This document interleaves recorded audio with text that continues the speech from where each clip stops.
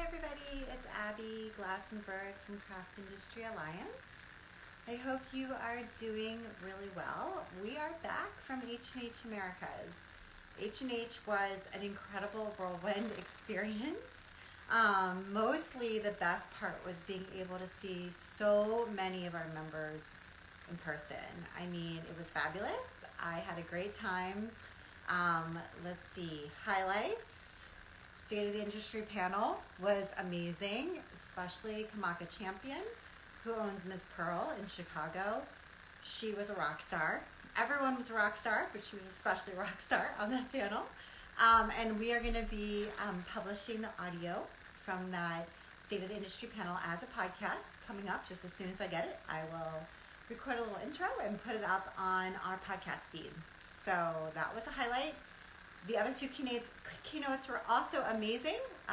We had Kathy Canamarillo from the Crafty Chica talking about setting intentions and like achieving your goals. So inspirational. It's awesome. We also had Justine Tew, co-founder of the Woobles, talking about user experience and how to incorporate the fundamental concepts of user experience design into creating kits for crafting. Both of them were amazing. So keynotes, super highlight.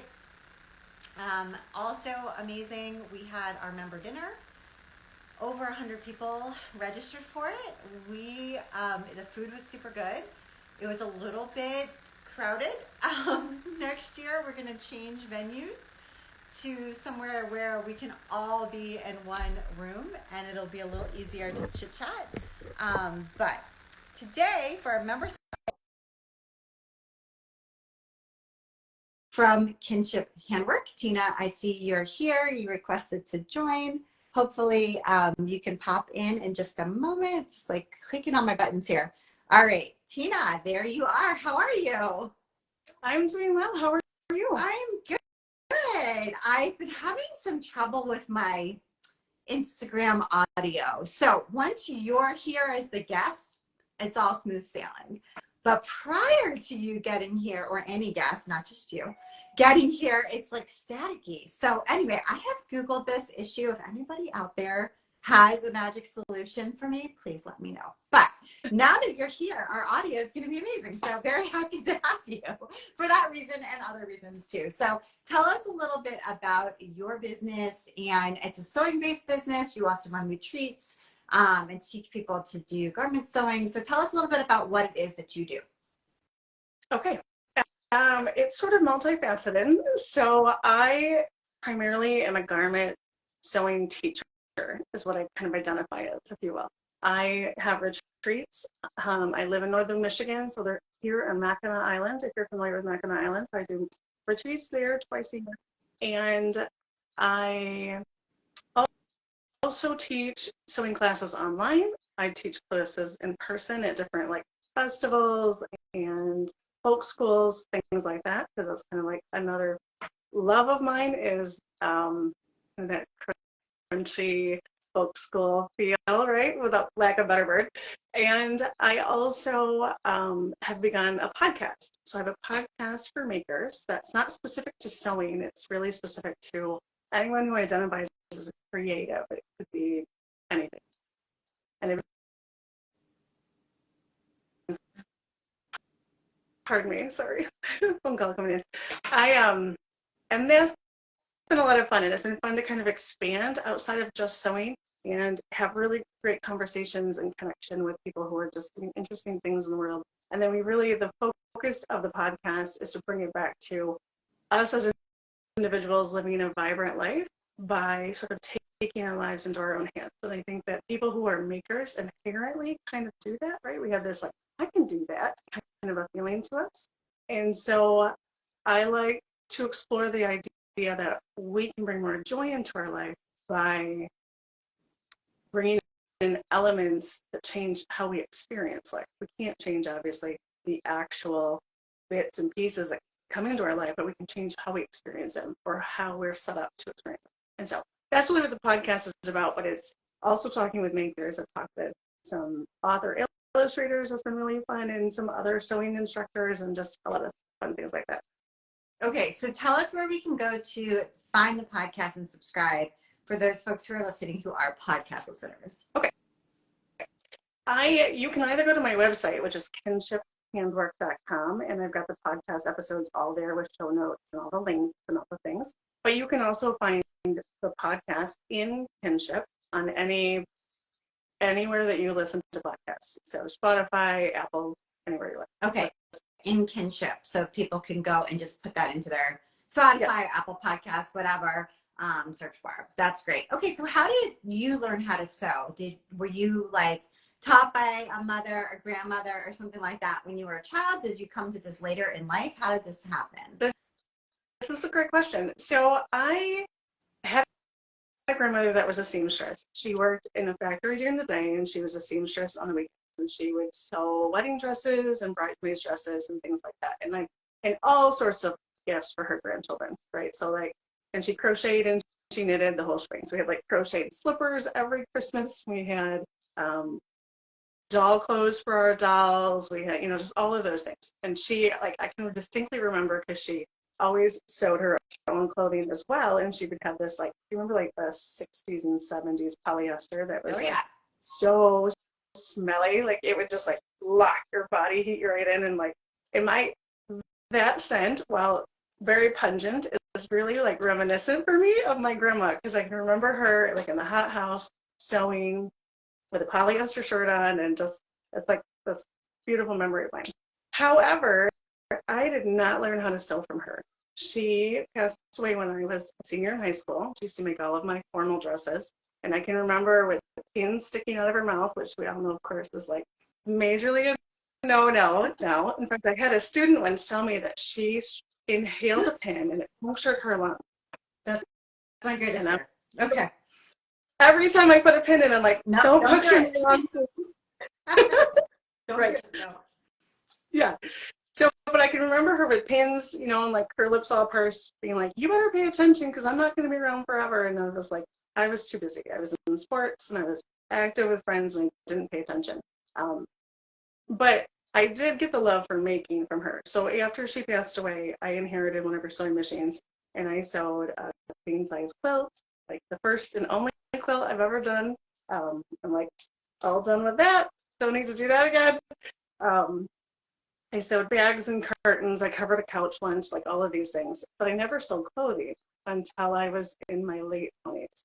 And at the time, I felt like I had this strange body. I'm very large-breasted, and my waist and my hips are 3 sizes different, right? So it was really hard for me to find a dress in the store. And so I, almost all of my students, felt like my body was weird and that I couldn't fit into what I wanted to find. And I happened to be in a thrift store, and I found this dress, and it was this polyester. It was 1970s polyester house dress that was handmade, and it fit me perfectly.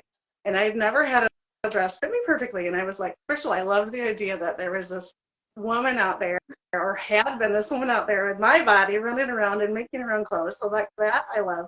And then I loved how it fit, but it was this mint green, which you can see I actually like mint green a lot, but it's not one of the colors I like to wear on my body.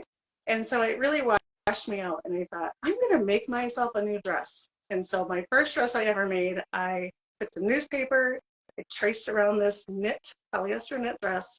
I bought some quilting cotton, and I made myself a dress. And as you all know, quilting cotton and knit fabrics are not interchangeable. And so there was no closures on this dress because it was a knit dress. It was supposed to stretch over your head. And so I was able to squeeze all my body parts through the waist opening to get the dress on. And I absolutely loved it. It just felt amazing in it. I mean, I couldn't breathe all that well, and it was hard to move around in per se, but it just felt amazing. And so that was the beginning for garment sewing for me.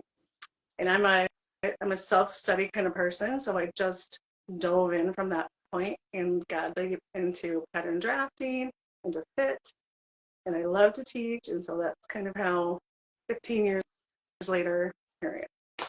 And did you have another career before doing this? In other words, did you work in corporate America, or work as a waitress or do something else prior to doing this? I've done a lot of things. So right out of high school, I worked for a corporation and I was a corporate employee and I made what has thus far been the most money of my life, which is crazy to say because I'm like, that cannot be the pinnacle. Like I have to, No. but so, but I hated it, right?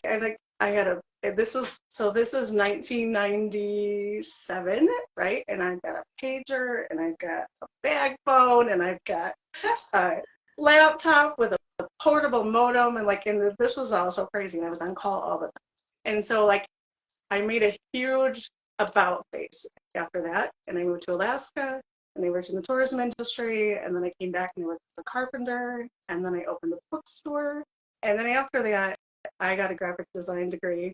So by my 30s I did graphic design and I also worked for a co-op in my town and was their human resources manager. So I've had a lot of different hats, but I've always loved being my own business owner.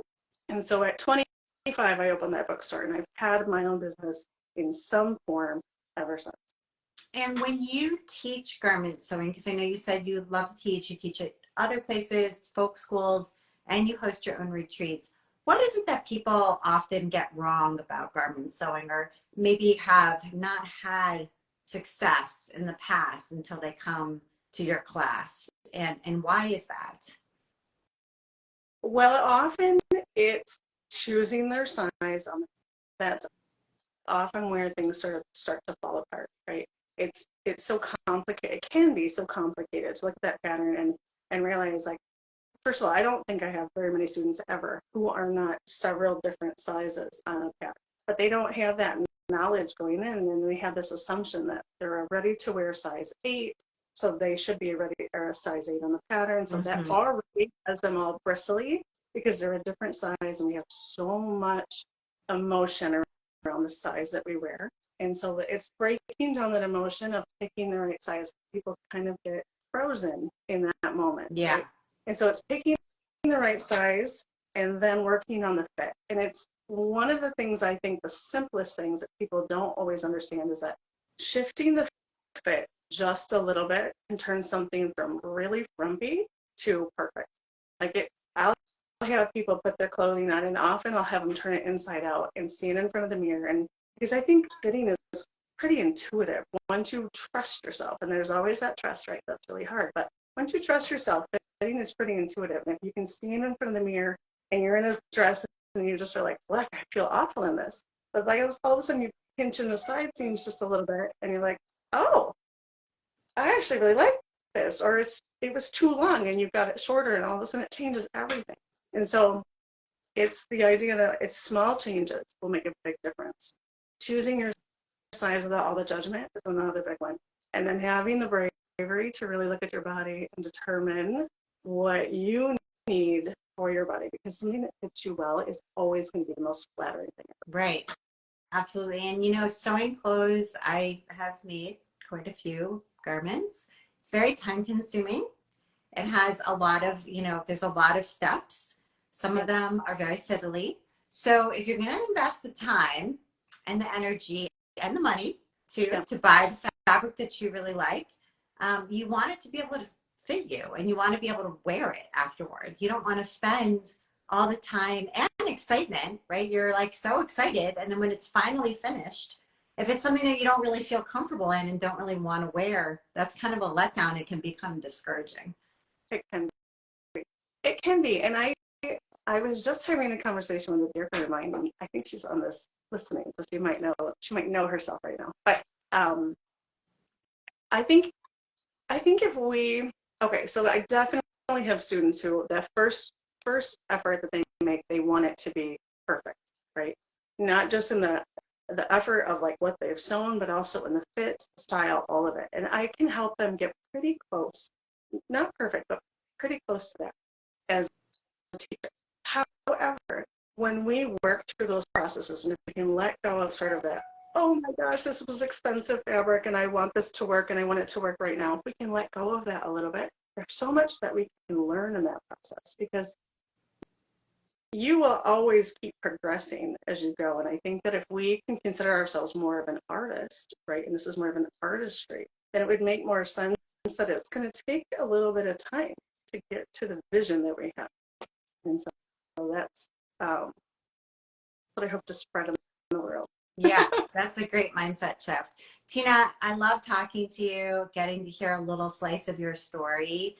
I think anyone who meets you would want to take a class from you. So it's just really nice to talk to you, and also would want to listen to your podcast. So tell us again where we can go to kind of follow along, keep up to date with all the different things you're offering.